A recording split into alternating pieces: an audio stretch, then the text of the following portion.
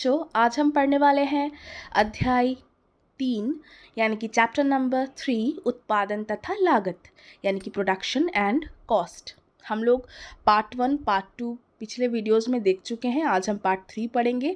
Part 3 को पढ़ने से पहले कोई डिफ़िकल्टी हो तो आप ऊपर दिए हुए आई बटन पे पार्ट 1 पार्ट 2 को चेक कर सकते हैं। तो चलिए आगे देखते हैं हम लोग आज क्या करना है। हम लोग आज पढ़ने वाले हैं लागत यानी कि कॉस्ट। तो देखिए, निर्गत का उत्पादन करने के लिए यानी कि आउटपुट का जो प्रोडक्शन है, उत्पादन है, उसको करने के लिए फर्म को आगतों का प्रयोग करने की आवश्यकता होती है। आगत यानी कि इनपुट। हम लोगों को आगत यानी कि इनपुटों का प्रयोग करना ज़रूरी है, चाहे वो श्रम के माध्यम से हो, चाहे वो कच्चा माल रॉ मटेरियल्स हो। हम इन सब इनपुट यानी कि आगतों का प्रयोग करते तो हमें उत्पादन यानी कि जो है प्रक्रिया पूरी होती है और निर्गत के रूप में हमें आउटपुट के रूप में फाइनल प्रोडक्ट मिलती है। परंतु निर्गत के एक दिए गए स्तर का उत्पादन अनेक तरीके से हो सकता है। हम लोग जो है आउटपुट को यानी कि निर्गत को प्राप्त करने के लिए कई सारे उत्पादन के तरीकों का स्तर का इस्तेमाल कर सकते हैं। ठीक है, तो देखिए, मान लेते हैं कि निर्गत की 50 इकाइयों का उत्पादन 3 भिन्न आगत संयोगों के द्वारा हो रहा है। वो कौन कौन से हैं? 50 इकाइयाँ हम लोग उत्पादित कर रहे हैं किसी वस्तु का यानी कि आउटपुट का।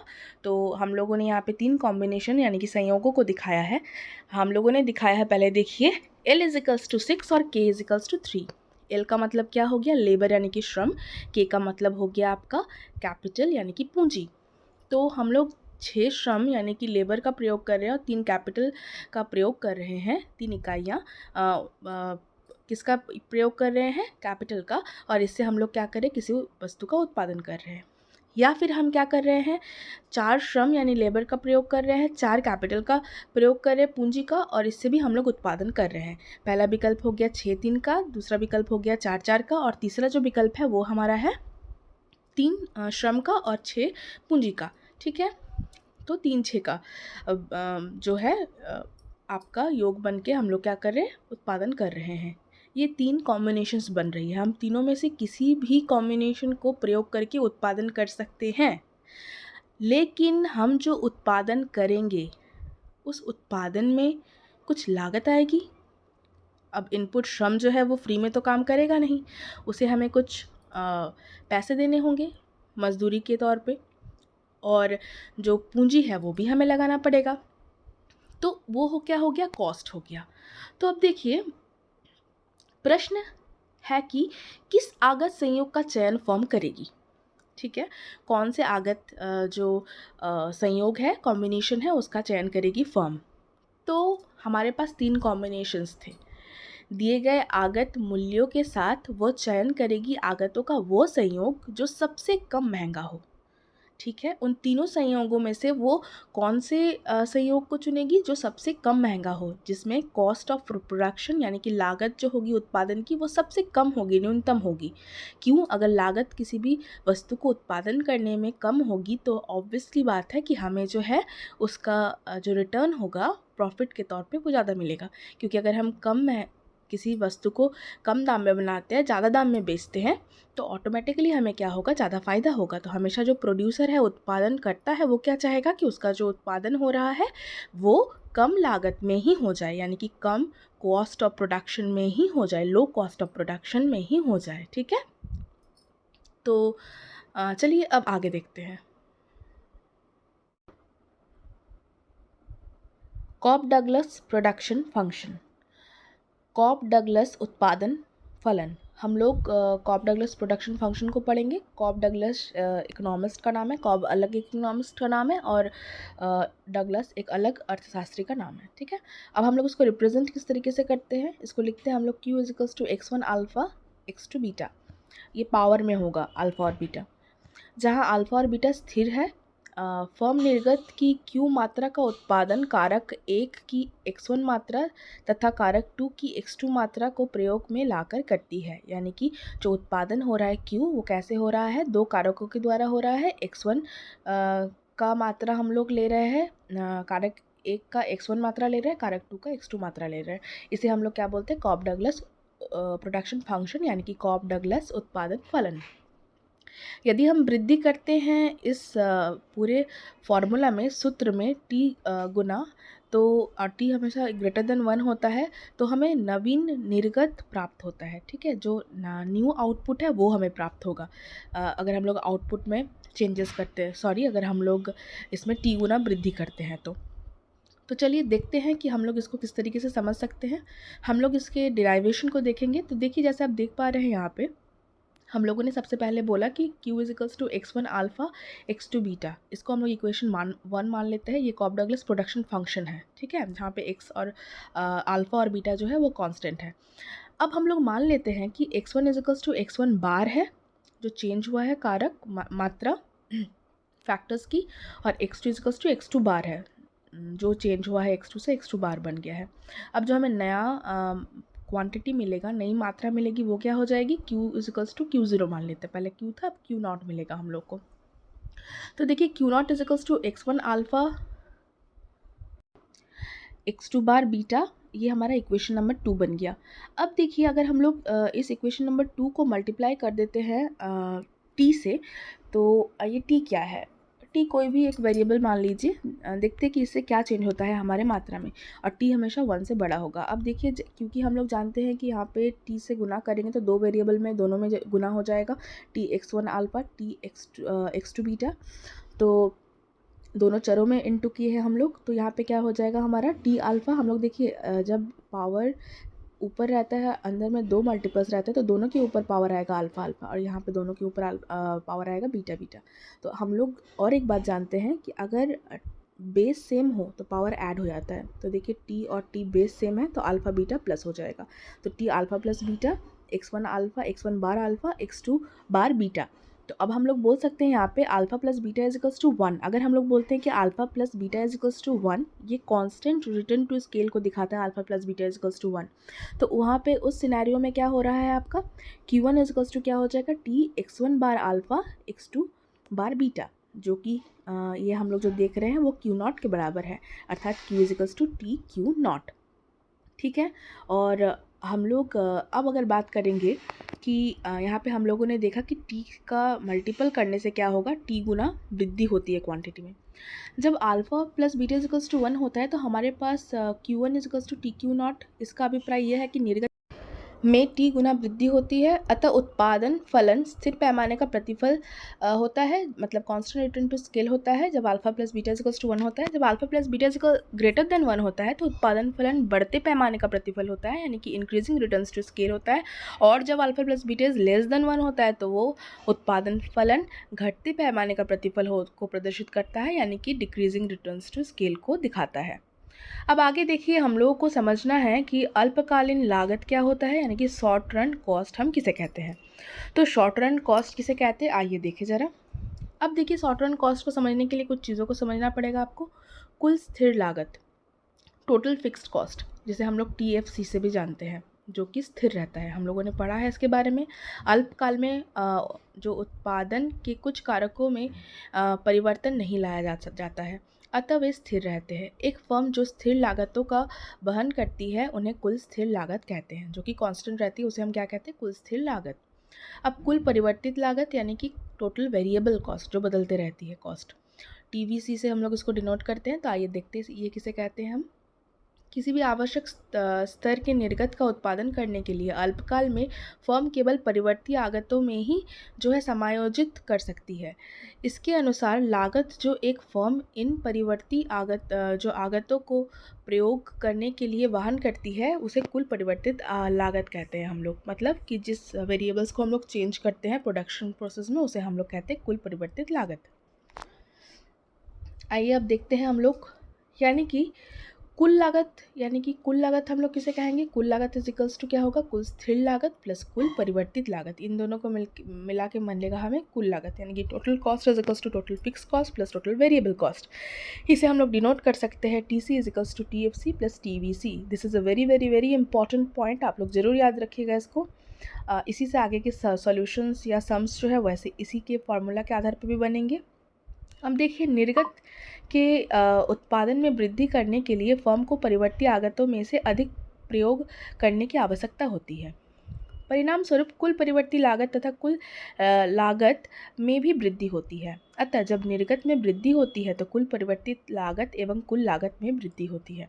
जैसा हमने कहा कि अगर हमें प्रोडक्शन को बढ़ाना होता है तो कुल स्थिर लागत यानी कि जो हमारा घर है, बिल्डिंग है, किसी इंडस्ट्री का जो बिल्डिंग है वो तो स्थिर हो गया, मशीन जो है वो भी स्थिर हो गया, ये सब हमारा स्थिर लागत के अंतर्गत आता है। लेकिन जो टोटल जो वेरिएबल कॉस्ट होता है हमारा, यानी कि परिवर्तित लागत जो होता है वो बदलते रहती है। जैसे कि अब माने कि ज़्यादा प्रोडक्शन करना है तो ज़्यादा श्रमिकों की ज़रूरत होगी, ज़्यादा लेबर की ज़रूरत होगी, ज़्यादा कैपिटल की ज़रूरत होगी, उसके बाद मतलब पूंजी की ज़्यादा ज़रूरत होगी हमें, उसके बाद कच्चे मालों की ज़्यादा ज़रूरत होगी हमें। तो ये सब क्या हो जाता है आपका परिवर्तित लागत। तो हम लोग इसमें चेंजेस करके अपने प्रोडक्शन को जो है यानी कि उत्पादन को है वो प्रभावित कर सकते हैं, उनमें वृद्धि या घटा सकते हैं।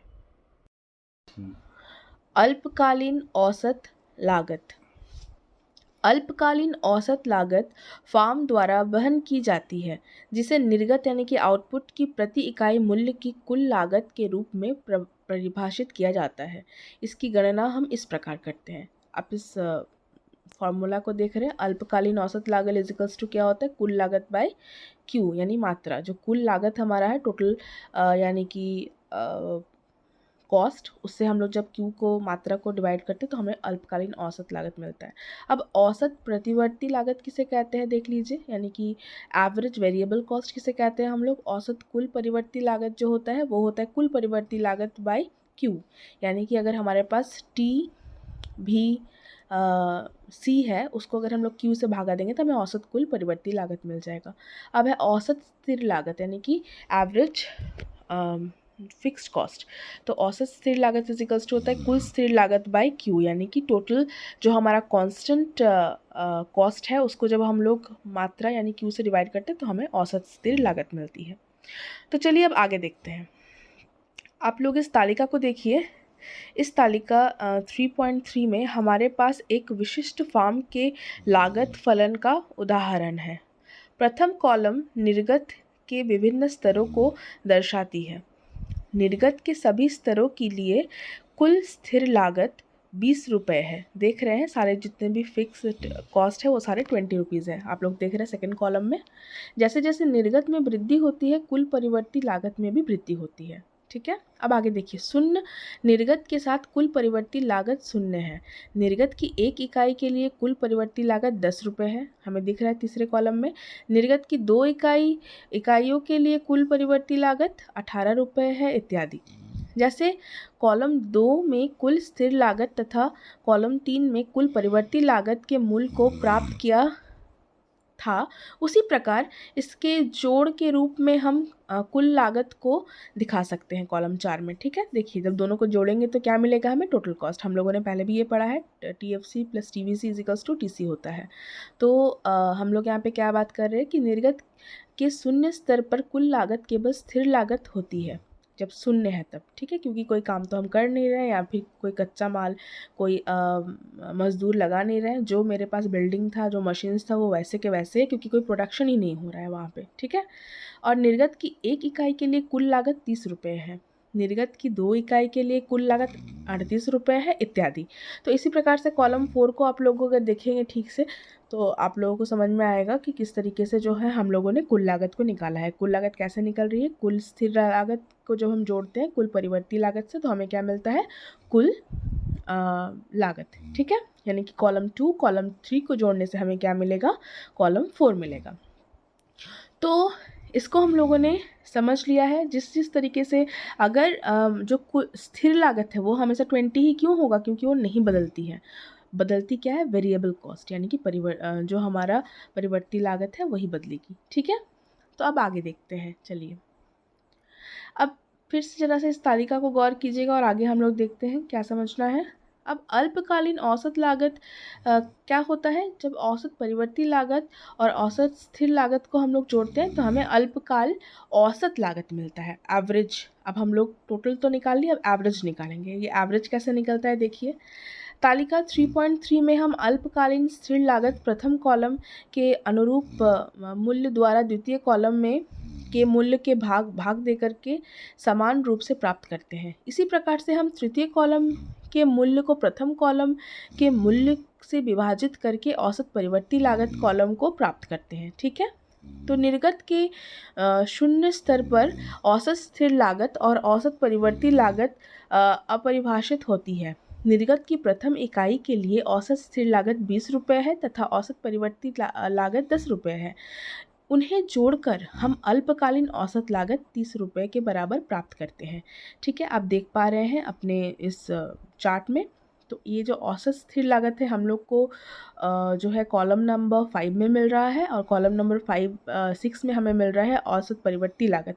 जब इन्हें जोड़ते हैं तो हमें अल्पकालीन औसत लागत मिलती है। अब देखिए अल्पकालीन सीमांत लागत किसे कहते हैं। अल्पकालीन सीमांत लागत परिभाषित की जाती है कुल लागत के परिवर्तन प्रति इकाई निर्गत में परिवर्तन के रूप में। ठीक है, तो देखिए इसका फॉर्मूला को हम लोग किस तरीके से लिखते हैं।